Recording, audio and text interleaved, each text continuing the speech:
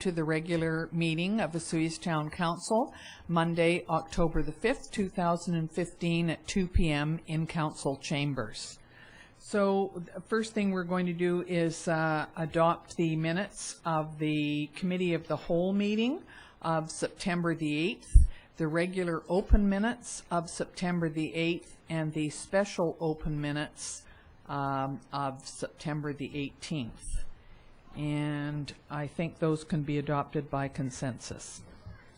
Business arising from prior minutes. I don't believe there is any. An introduction of late items. There are two additions here. One of them is that there are 3 additional expense forms which will go under Business 1. They will be added to that. And the We Day request form that we had this morning, we've brought it to this afternoon, and will that go under Business 2? Mr. Romanko, does that make sense? Thank you. Thank you. I need somebody to resolve that it's amended as Councillor King, Councillor Campbell. All in favor? Thank you very much. And we do not have any delegations, so we are going on to the next, which is Water Management and Staged Restriction Bylaw. Mr. Romanko. Thank you, Mayor McCordoff. On June 1st, 2015 and August 17th, 2015, Council passed the following motions to implement Level 2 water restrictions within town boundaries and within the Irrigation Districts 8 and 9 service areas. And Councillor Rhodes, seconded by Councillor Campbell, and resolved the Council approves implementing Level 2 domestic water restrictions for Irrigation District 8 and 9. That was carried 5-2, and that was done on August the 17th. On June the 1st, at a regular Council meeting, moved by Councillor Rhodes, seconded by Councillor King, and resolved the Council approves enacting Stage 2 twice-a-week watering as provided under the Water Conservation and Stage Restrictions Bylaw 1273. On September 23rd, town received information that drought levels for the Okanagan have been scaled back to Level 3. The fall-winter season is closing in on the community, and considerations for changes to the current water restrictions are being brought back to Council for direction. Residents will be looking to complete fall cleanups and discontinue irrigation services. In terms of implications, community has worked to assist with water conservation efforts of the entire area. Organizationally, no impacts other than reduced bylaw activities and significant dates. Any changes directed by Council would be implemented immediately. And sustainability, residents' water restriction efforts have contributed to increased water sustainability. 4 options are being presented to Council. 1, that Council continues with current Level 2 water restrictions. 2, Council reduces water restrictions to Level 1.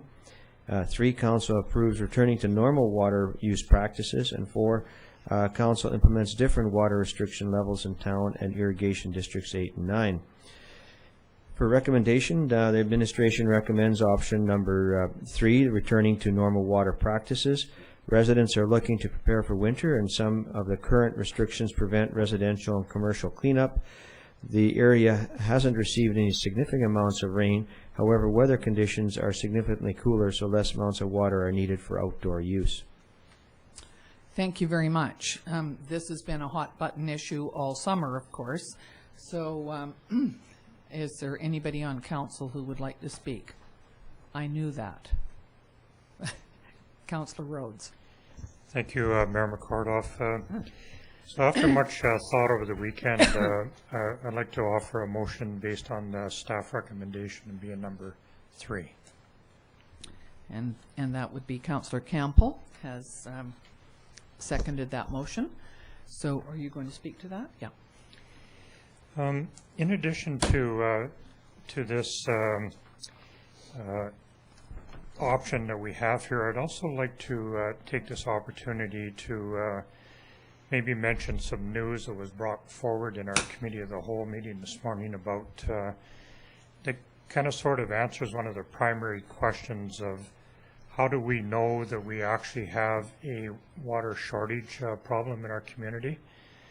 And we did find out that in each of our 6 wells, directly above or below the actual pump that pumps the water out of our wells, we have what's known as a water level meter on there. And I guess that's been put in there to primarily react to the water going up and down, and sends the information to the pump to either engage or disengage. Well, apparently these meters can use the information or the feedback from that particular meter can be used to measure the level of the aquifer that's down there. And that's always been the big question that we've had, is how do you really know? So in Vancouver, when you are putting water restrictions, you can actually walk out to the reservoir and have a look at how it goes up and down. There's a visual reference to that. We can't really use our lakes, so what we've basically been doing is using past year comparisons, water consumption last year compared to this year.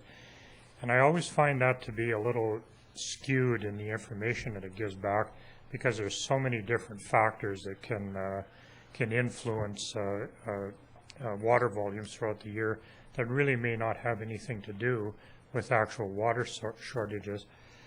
So all of these words were kind of leading up to maybe adding a few words onto that motion to help us investigate that over the winter, because I'm sure next spring this water restriction question will come up again. And if that is a possibility that we can use that to more accurately measure, perhaps it might influence our decision making in the springtime as well. Good, thank you. Councillor Campbell, did you? So I'm going to speak about this motion. My concerns are, and I'm not totally in favor of this at this point, my concerns are that when we did have the water restrictions on for 4 nights of the week, people tended to really overwater, and it put our pumps at risk. So I'm wondering if we backed off on the water restrictions and said, okay, get things in order before the winter, whether we might have that problem again, whether there might be overtaxing of the pumps. And I don't know that, and I would just like to keep that in mind. I also want to point out that we are still in a drought situation, especially down at this part of the valley. We have had no rain, no appreciable rain in months. So we are probably using a little less water to irrigate right now because we don't have the hot weather. We don't need it quite as much.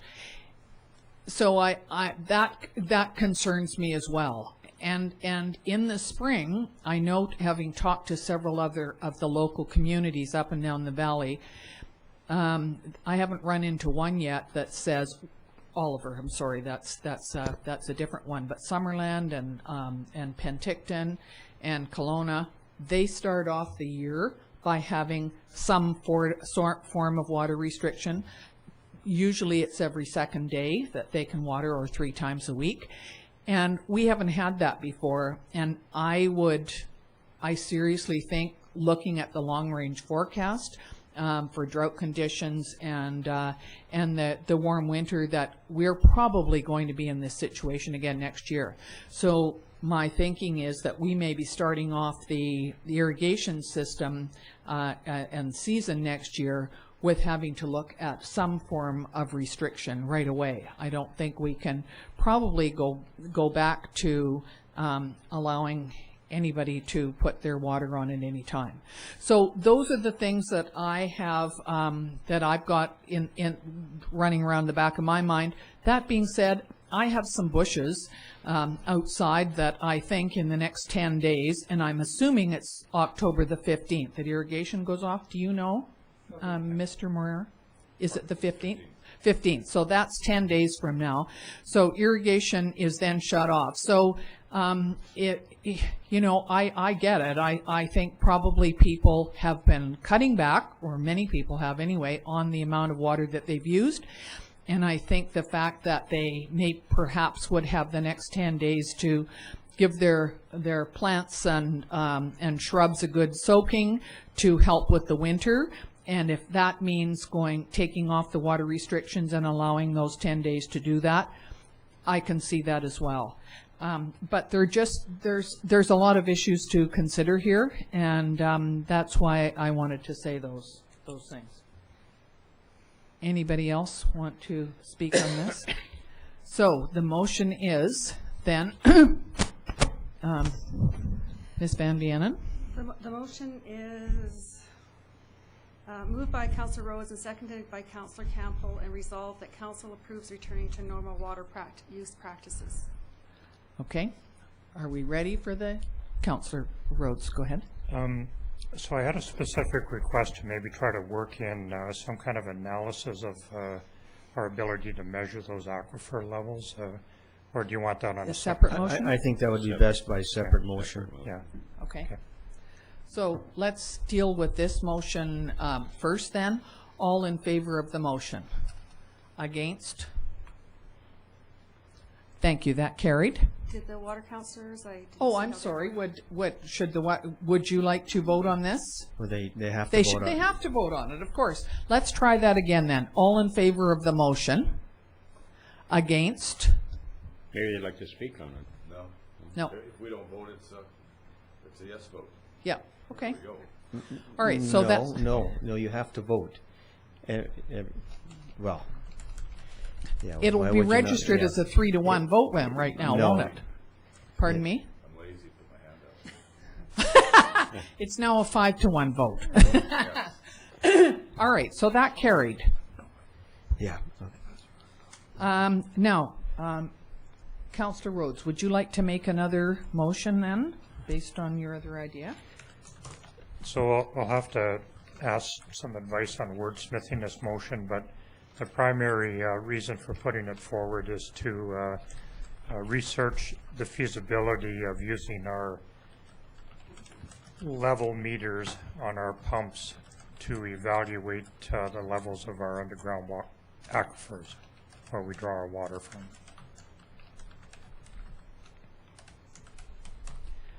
So that we have that information available for us in the spring. Is that correct? So there isn't any rush on that. Is that what you get from it? That was my understanding. Yeah. Is that we would in spring we would be monitoring our aquifer levels and bring that information to council. Probably I would say probably in April, and provide some indication and ask for some direction relative to water restrictions or at an early period of time, so that we could prepare appropriately. When does irrigation start up again? Do you have any idea? Yes, April 15th. April 15th. Okay. So as long as we maybe have it set before then, so that we know what we're doing. Does that make sense? Well, the farm irrigation is different than. Yeah, you could. I would suggest that if depending on how the spring is, that any review of residential irrigation, which would be different than farm, would probably be looking at the beginning of May. So we would bring something to council in mid-April or something. Okay, Councillor Campbell, then Councillor King. I understand the concept You turned it off when you fixed it up last time. I understand the concept of the motion. I guess where I'm confused is, if we're going to look at that measurement just prior to irrigation, what are we comparing it to? Is there? Well, the irrigation District 8 and 9 comes from the lake, so it's not. It's not. Sorry, I mean, if we're picking a specific timeline to look at these levels, what are we considering a normal or an optimum level? How are we determining what the proper level is? Well, I guess we'd have to take a look at what readings are available now, right? Okay. And then build a chart or something that would reflect what the aquifer levels are. Okay. And staff will bring back a report in the spring. Yeah. Councillor King? Yeah, thank you, Madam Mayor. I think that's where I was going. If you had a comparable from March to April or for 2 or 3 months to compare them, we've got something to look at. Okay, so are we okay with? Well, first of all, I'm not sure of the resolution, and I don't have a seconder, so Oh. what I've got here, I'm not sure if it makes sense. I'm just going to... Read what you've got.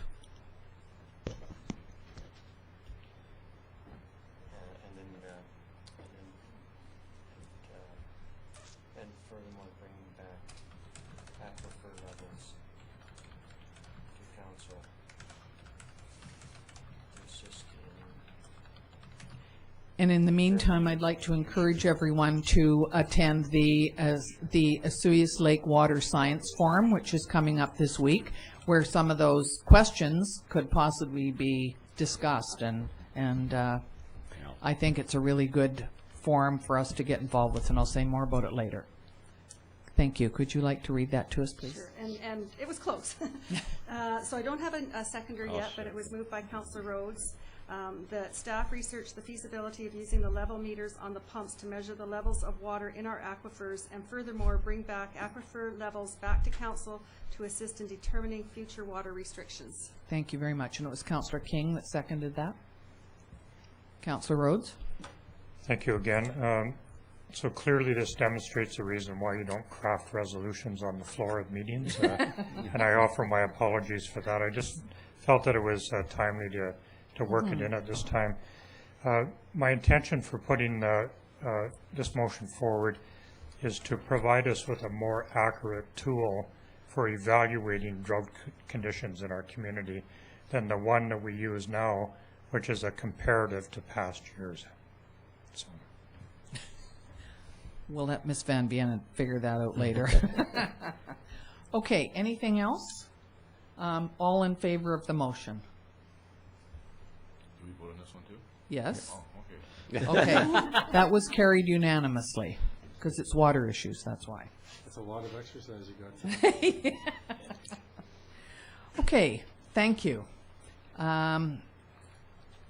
The next item on the agenda is the permissive tax exemption bylaw. Mr. Zackel. Thank you, Mayor McCordoff. So before council is our permissive tax exemption bylaw 1313. This is for council to renew their permissive tax exemption bylaw under section 224 of the community charter. Each year council updates their permissive tax exemption bylaw, which is adopted no later than October 31st of each year. This tax exemption bylaw would take effect for the 2016 tax year. This permissive tax exemption bylaw has no changes to the properties being exempted from 2015.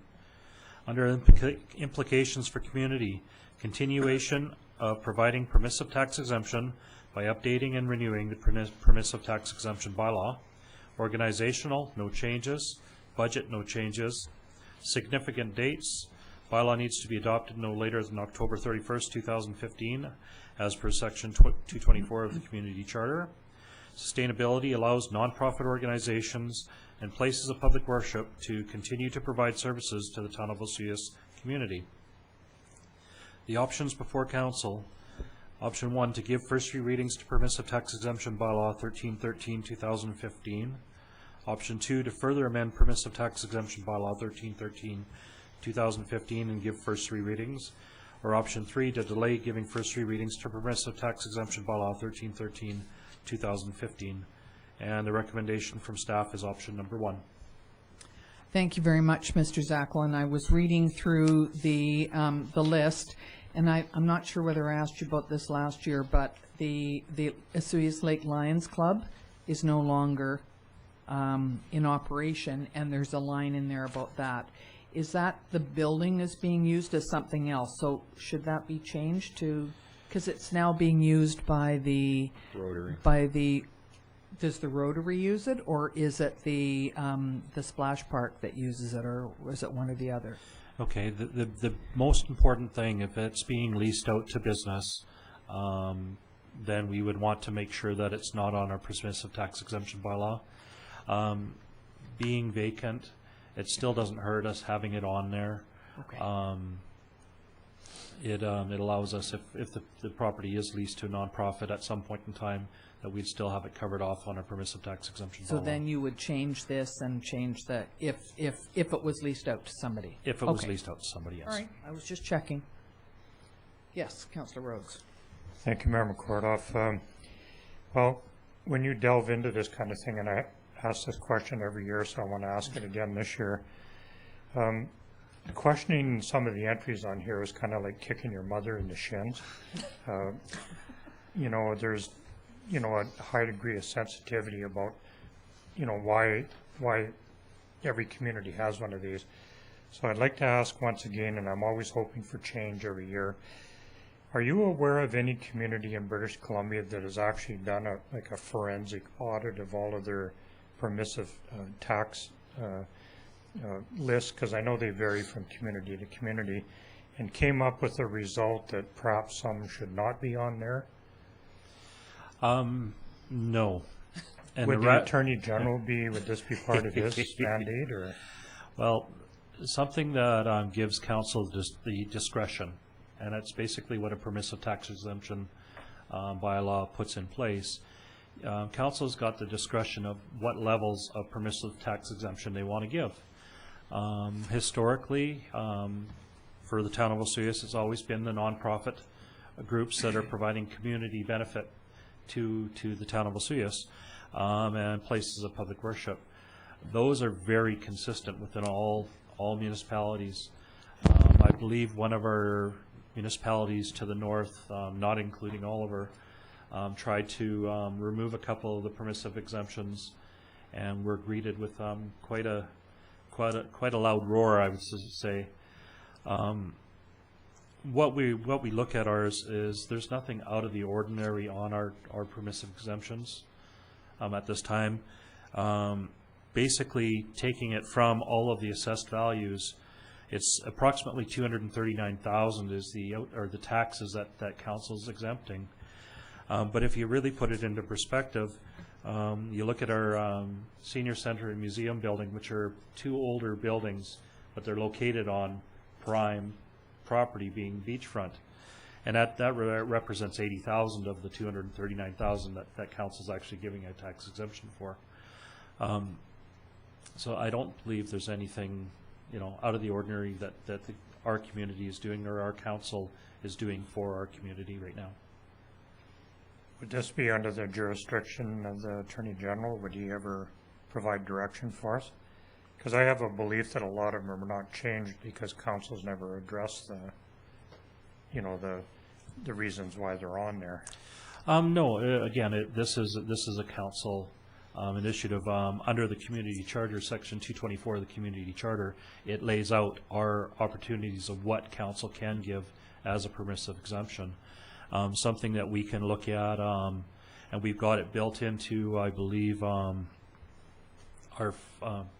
tax rates bylaw and 5-year financial plan, is the opportunities for downtown revite, as an example, and some permissive tax exemption allowances and discounts in there. That is something that we are able to do through section 224 of the community charter. And from what I understand through the business planning process, that might be something that's coming up in the foreseeable future. So we do, as council, they do have the ability, and the Attorney General's office can't step in to change that unless council's overstepping their bounds, and then they would. I hear you. Was there another one that you thought should be included, or no? No. No, you no. just, okay. Yeah. Some of them are a little bit confusing, and I mean, I understand. I'm just wondering if anybody is looking at this. One is the fire hall on the east side, and it's not. One part it's underneath the fire hall, another part it's underneath the owner of the building, and that's why it was being rented to use as a fire hall, and that's why it's exempt. Am I correct? That's correct. Yeah. So this is a property owned fee simple by a third party. The town has got a lease with this third party to rent a portion of it for the fire hall. So through the process negotiating the lease rate, having that portion of the building that's being utilized by the town is being exempted through the permissive tax exemption bylaw. Right, okay. Are there any other questions about this? Councillor Campbell? I would make a motion to accept option number 1. Thank you. Is there a seconder for that? Councillor Rhodes? Anybody else want to, any discussion about it? Okay, all in favor of giving it first readings? That's carried. Thank you. Thank you, Mr. Zackel. The next item on the list is the mayor and council expense form. We have actually 5 of them on there. Do we have to do them individually, or can we do it as one, as a group? Okay, so there would be Councillor Rhodes has 1, Councillor Campbell has 1, Councillor Youngberg has 2, and I have 1. And all of them are for attending UBCM in Vancouver, and Councillor Youngberg has also included some July expenses for dealing with the RDOS when we were hiring, interviewing. So could I have a motion, please, to accept all of them? Thank you. Councillor Campbell, Councillor King, all in favor. Thank you very much. Just so for the benefit of the people that are watching this, when councillors are on go to a meeting out of town, doesn't include in town, but out of town meetings are paid a per diem of $100. And that is what you see here in front of you. So all of these were meetings from out of town, and that's why they're there. So this was a very interesting UBCM. All of us went, including Mr. Romanko, and it was a very worthwhile experience. You'll probably hear more about it after. So next is general accounts. Oh, you missed one. What have I missed? We day. Oh, of course, I do apologize. I had it on one list and not on the other. Yeah. And that was not a Freudian slip, Mr. Prices went up. So, Mr. Romanko is going to talk to us about something we added onto the agenda, and it would be the Cio Elementary School We Day. Thank you, Mayor McCordoff. Cio Elementary School has requested financial assistance to attend We Day in Vancouver on October 21st, 2015. For the last 2 years, Council has approved $500 to assist the elementary school with the We Day program. Last year, Council also approved the community bus for this trip. The school had to make sure that they had appropriate insurance for the bus, as the town does not approve the bus to be used for overnight trips. If the bus is needed, it is available at this time. We Day is an incredible opportunity for students to get motivated to be leaders in their classroom and in the community. Students who have attended in the past have been excellent leaders and have been given enhanced opportunities with school activities in creating positive change. In terms of options being presented, there's 5 options being presented. First being to bring to a regular council meeting and approve $500 to offset the trip. 2, bring to the regular council meeting and approve a different amount to offset the cost of the trip. 3, bring to the regular meeting and approve the use of the bus as long as appropriate insurance is in place. 4, bring to the regular meeting of council and approve $500 in the use of the bus with appropriate insurance. And 5 is do nothing at this time. In terms of, so we're just looking for an option from council here. And I apologize because I said something about the insurance before, and I've now read it again, so I understand what I was mixed up. Councillor Campbell, would you like to speak first? I would. There's a presentation this morning at the Committee of a Whole where a lot of brave young people read the importance that We Day has to them, and having some personal experiences with it with my kids. I can't say enough about it. So I just wish there was actually more we could do, and I'd like to learn more about the costs moving forward in years ahead, and if the program can be expanded, whether it means to include more kids or more community outreach. But at this time, I'd like to make a motion to provide the $500 and the town bus. So that is option number 4. Okay, Councillor Rhodes. I'd like to kind of sort of second that motion, but I'd like to offer up a friendly amendment to it, if I could. Changing the amount from $500 to $1,000. And I guess we would need,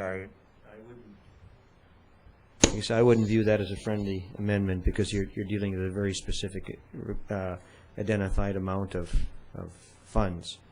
So I would suggest that the motion be voted on if then if it stands, it stands. If not, it goes to another vote. So Councillor Campbell has made the motion based on number 4. Is there a seconder for that? I'll second it. So, and can I, and you've already spoken on it, would you like to speak on it again? Are you okay? I'd just like to speak on this a little bit. I was very impressed with the 6 young people and their teacher that arrived here this morning, and were very confident and thorough in giving us their reasons why WE Day was important to them and why they felt that we should be supporting it, which we have for the last 3 years. And I'm very happy with the amount of $500 plus the bus. And the bus from that belongs to the town, it could be used at no cost to them other than to make sure there's proper insurance. And I think that it's important for kids to come and ask and present how they feel about it. But I also think it's important for each one of them that's attending this to either do a little bit of fundraising or do something on their own to try and make this special. And I'm saying that as a parent and as a teacher, that I think it's really important for kids to take some responsibility for doing a little fundraising, even if it's doing chores around the house or helping their grandparents or something like that. So I am definitely in favor of this motion. Councillor Campbell. You'll have to correct me if procedurally this is wrong. Am I allowed to make a friendly amendment to that motion? Depends on what it is. The friendly amendment would be to approve the $500 the bus and a subsequent $500 upon completion of WE Day to help the kids when they come back with special projects and fundraising opportunities to help the community. I think that would need a second Motion. either a formal amendment or a second motion. Could we vote on the motion first and then make a second one? Yes. Okay, so the motion is based on option 4. All Right. Councillor Rhodes. so as ridiculous as this sounds, I'm going to have to speak against the motion, although I would like to say at this point in time, when those individuals came here this morning, and I think we have total consensus among council, how rewarding that experience was for each of us that sit in these chairs. And you know, $1,000 does not even begin to pay for the full trip. These individuals will be out there fundraising and doing all of the things that they would. And you know, they're at a very, very impressionable age, and life so often, and I'm not a philosopher by any stretch of imagination, but so often life is all about making memories, and I think we can really enhance their memory experience with this and make them feel, you know, that we're involved in this project by defeating this motion. And I know that sounds very peculiar. Just something just occurred to me was that we're really sort of second guessing how much this trip is going to cost them. And I'm not sure whether they stay in, I don't think they stay in motels. They do stay in motels? Pardon me, I'm sorry. I thought they might have stayed in gyms where oftentimes that happens. So I'm not sure how much this trip would cost, and Councillor Campbell, perhaps you know, as a parent of a child who went, were you required to supply a certain amount of money for your child to go? So I'm wondering, that's my concern is, I mean, they're asking for 500 plus the bus. I'm wondering where the rest of the money comes from. I don't think from the school district. It is raised through fundraising. This sounds bizarre because I'm almost speaking against my own motion at this point. But I understand Mayor McCordoff's point regarding giving them the 500 and allowing them to fundraise.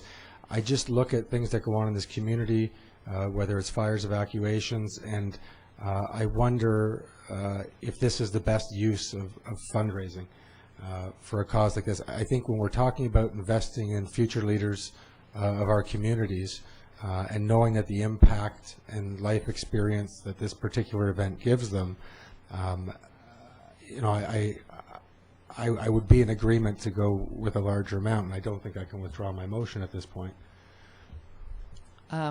Actually, I like your second the second motion that you suggested, and I think that would be, to me, offering another $500 towards something after they come back. To me, encompasses everybody's ideas, but I think we need to go back to the motion. Could you please read it to us, what we're voting on? Moved by Councillor Campbell and seconded by Mayor McCordoff, and resolved that Council approve $500 to offset the cost of the Wee Day trip and approve the use of the bus with appropriate insurance in place.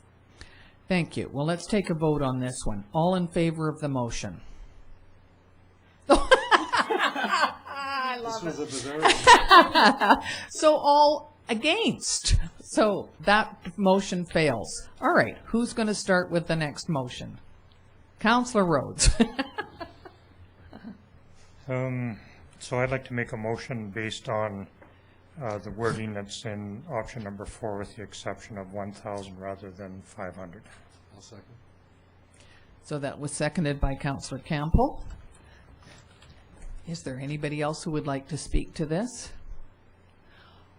All in favor of the motion? Against? On principle, We didn't learn this at UBCM.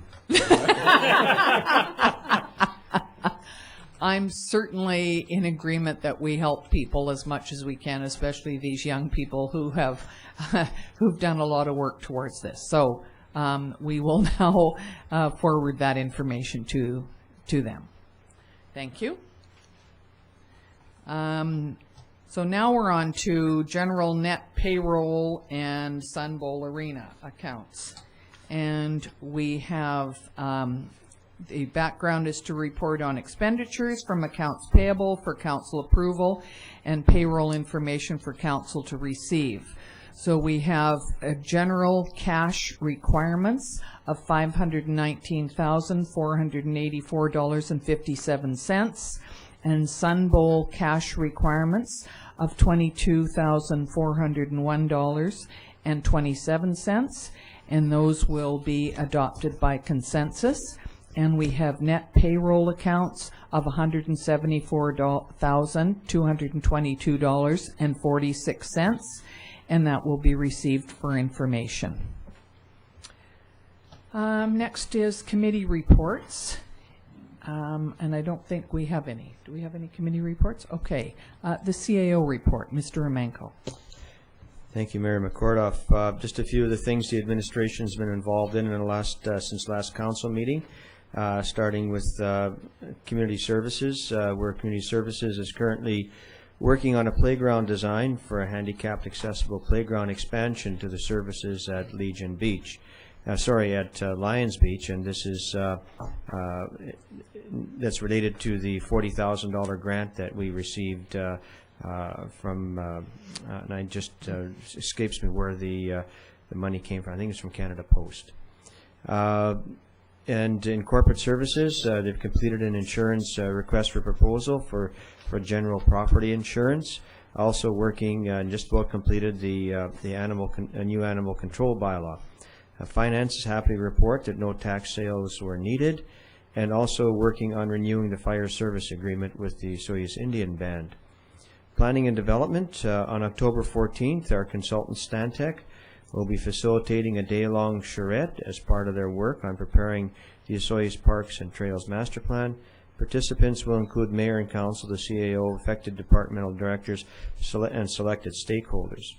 I encourage all residents to participate in the online input opportunities to input on further uses and development of trails in our parks, and we will also be developing a hard copy information form that will be able to be picked up from the planning department. So here's an opportunity for everybody to provide some input into the future direction of our parks and our trails in town. The town of Soyuz is pleased to announce that Ms. Dillis Wong has joined us in the position of senior planner.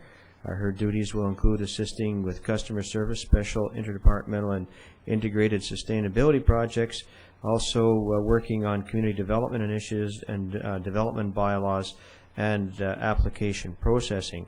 Dillis joins us from Columbia Shuswap Regional District and has a strong economic background with an undergrad and master's degrees at the Universities of Waterloo and Queens. New staff are coming on, and this weekend we said goodbye to our Director of Operations, Ron Doucette, who is retiring after 23 years of service. So on behalf of all staff, I wish to pass on to Ron a happy retirement. Ron's infectious personality and leadership will be missed, but Jim Dinwoody has been with Ron over the last couple of weeks in orientation, and we look forward to his leadership in the coming years. In terms of myself, I've been reviewing the fire hall tender information in preparation for council approval. Also, the directors sat down and had their first business planning and budget meeting for the 2016 operating year.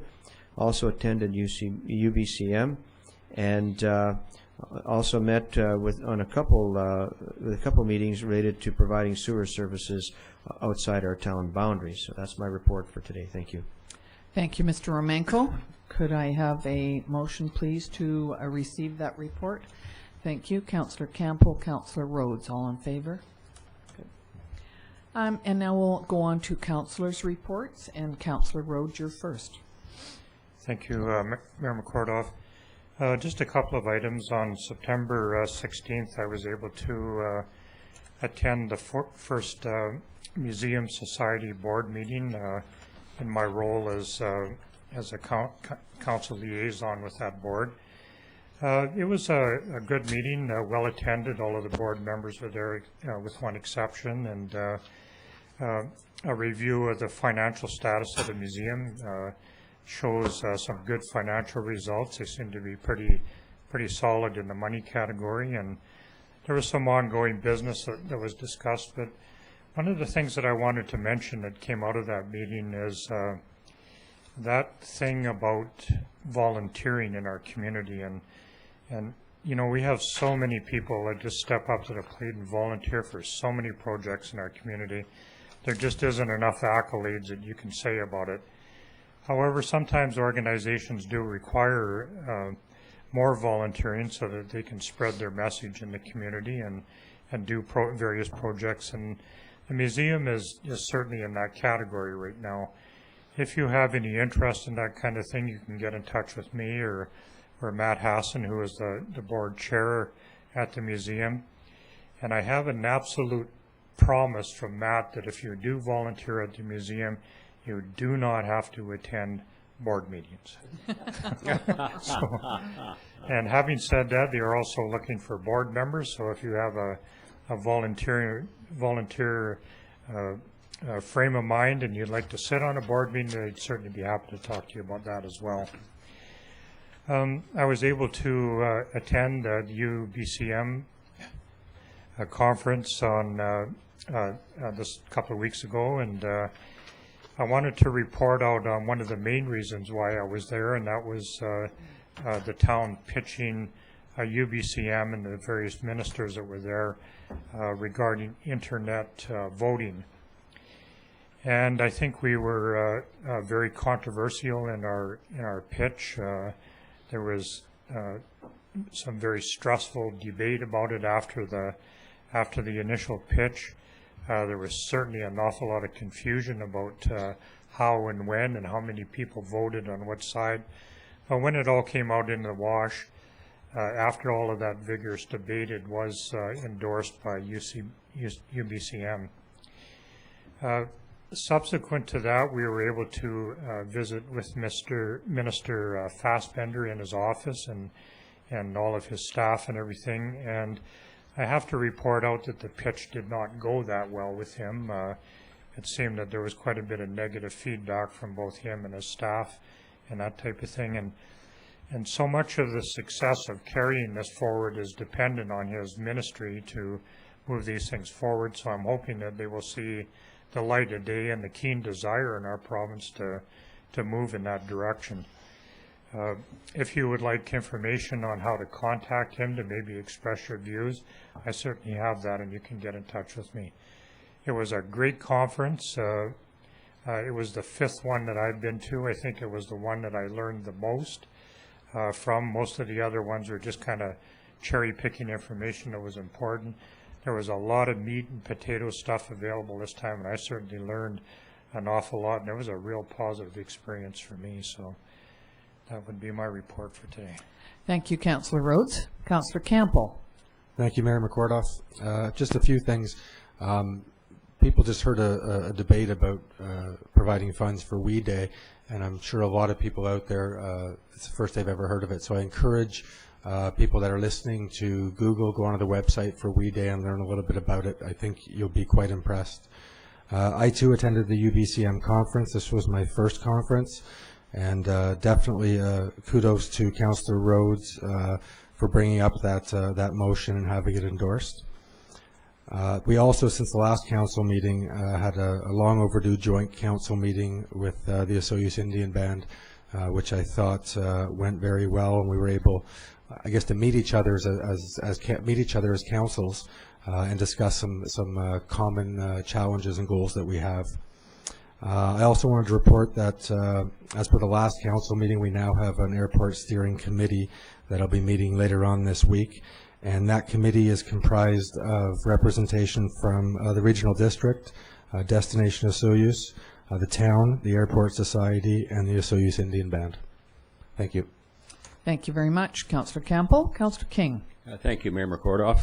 I too had the opportunity to go to the UBCM for the first time. I thought it was very exciting, meeting some of the ministers and bringing some of our concerns forward.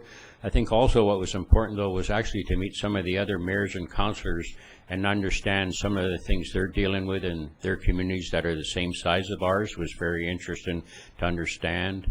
Also, I'd just like to mention, as your rep from Economic Development, working with Destination of Soyuz and with the South Okanagan Chamber, Small Business Week comes up this month, the 19th to the 23rd, and you will hear more about that on the 19th. Thank you. So, my report. I just want to welcome Jim Dinwoody, who has taken over Director of Public Works, and thank Ron Doucette very much for his 23 years of being at the helm of that. I said the other night at the staff party that Ron's kind of like the Energizer Bunny. He has such a great sense of humor, such always laughing, always involved in things, loves to play hockey and golf. So he did point out to Mr. Romanko that he does have a golf date on Wednesday, and he's sorry that Mr. Romanko has to work, but, you know, he'll miss him. So we wish Ron and Cindy all the best, and from my point of view, not only from council, but as a member of the Suez Festival Society and various other volunteer groups in the town for the last 20 years, Ron has been a very positive help. Anytime that there was an event that was put on, I would go up and see Ron. It was organized. He was helpful, as were all of the other members of Public Works. So we want Ron to have a great retirement, but when he's ready to help out, we have some jobs for him.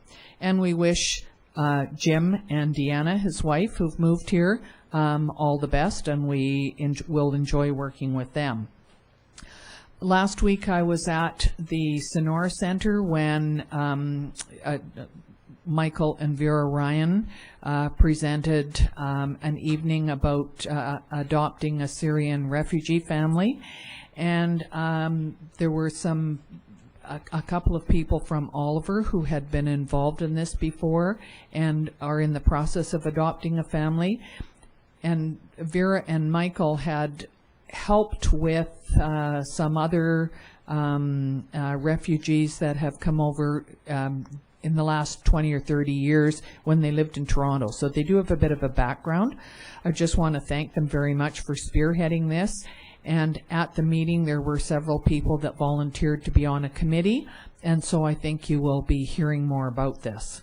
There's also a way to, you may not want to be on the committee, but you might, if you wanted to donate some money or some time or some English lessons or, you know, furniture for a house. Well, in fact, they will obviously need a house. That would be the first thing to think about. So I see that the committee is well underway. So thank you to all of them.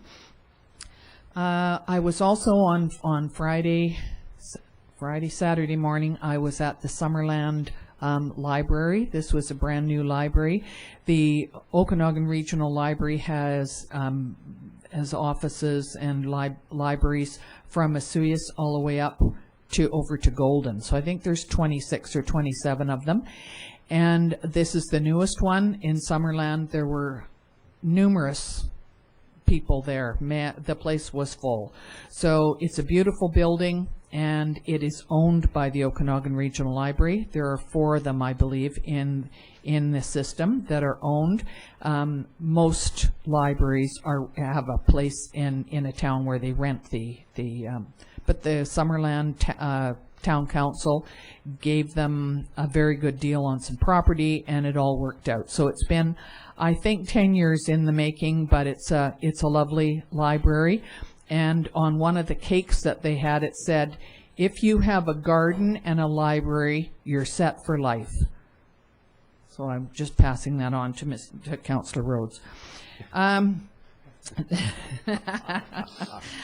It was quite interesting last week to have Okanagan, or the OIB joint council meeting, and we talked to them, all of their council, all of our council, for about a couple of hours, and I remember talking to Chief Louis one day saying, you know, we're looking forward to having this, and he says, oh, well, we always have one every year. And I said, I've been on council 4 years and we haven't had one yet, so it's time.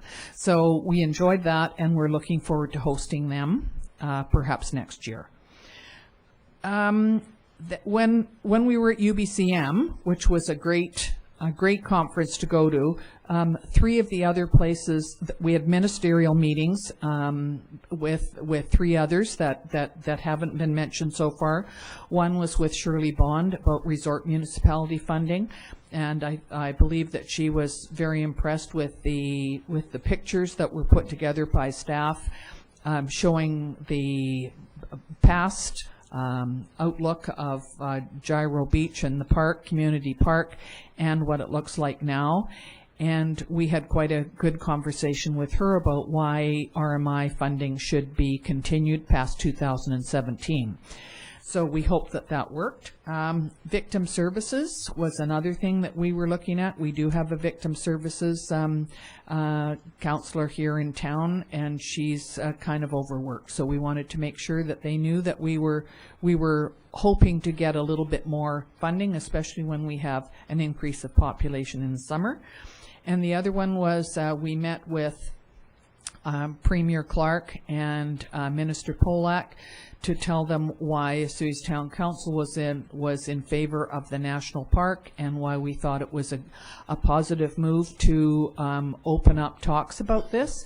And just as a reminder, you have until individuals have until the end of October 31st, to go on our town website. You can find it, and there are some questions on there, and they're looking for not necessarily all the groups that they already know how they feel. They want individuals and other groups to respond to their questions, and then they will look at how to best move forward with this.